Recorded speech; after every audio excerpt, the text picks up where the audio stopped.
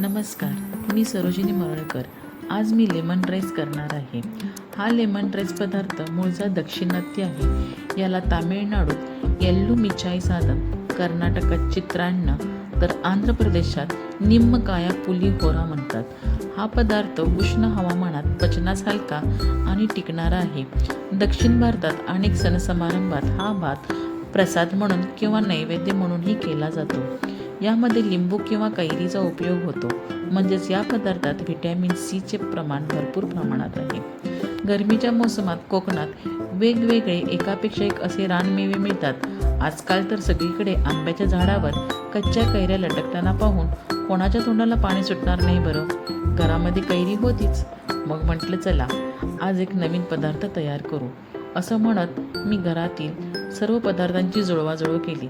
सर्वप्रथम मोकळा भात शिजवून घेतला.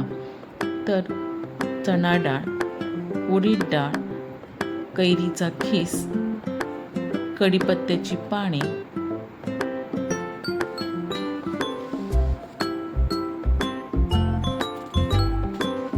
हिरवी 4-5 मिरच्या,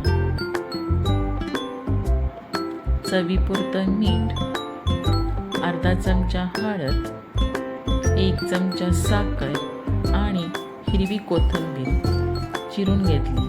प्रथम कढई गरम करून त्याच्यामध्ये 3-4 चमचे तेल गरम करण्यास ठेवले. तेल गरम झाल्यानंतर त्याच्यामध्ये 1 चमचा मोहरी घालून मोहरी तडतडायला ठेवली. मोहरी छान तडतडल्यानंतर त्याच्यामध्ये मूठभर शेंगदाणे घालून खरपूस भाजण्यास ठेवले. हा पदार्थ झटपट होतो आणि हा पदार्थ मी माझ्या मामे बहिणीकडून शिकला.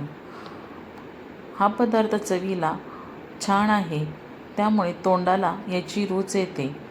आणि कच्च्या कैऱ्या घरामध्ये असल्यानंतर कच्च्या कैऱ्या कोणाला खाऊच वाटत नाही. म्हणून म्हटलं चला आज चित्रान्न करूया. मूठभर शेंगदाणे परतल्यानंतर त्याच्यामध्ये हरभऱ्याची डाळ, उडीद डाळ, हिरव्या चिरलेल्या मिरच्या, कढीपत्ता आणि खिसलेला हिरव्या कैरीचा खीस घालून छान ढवळून घेतले. त्याच्यामध्ये चवीपुरतं मीठ आणि अर्धा चमचा हळद घालून हे मिश्रण एकजीव केले. हा पदार्थ झटपट होतो, त्याच्यामुळे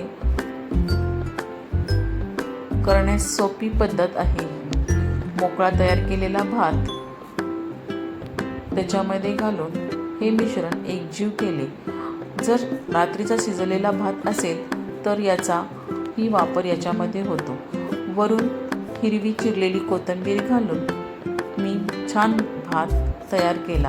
हा लेमन राईस आपला तयार झाला आहे. असा हा लेमन राईस तुम्हीही करा आणि खाऊन पहा आणि मला कमेंट करून सांगण्यास विसरू नका. माझ्या चॅनलला सबस्क्राईब करा, शेअर करा, लाईक करा आणि कमेंट करायला विसरू नका. आजचा चित्रान्न म्हणजेच लेमन राईस कसा झाला आहे पहा. दिसण्यास जितका सुंदर आहे तितकाच चविष्ट आणि स्वादाने भरपूर आहे.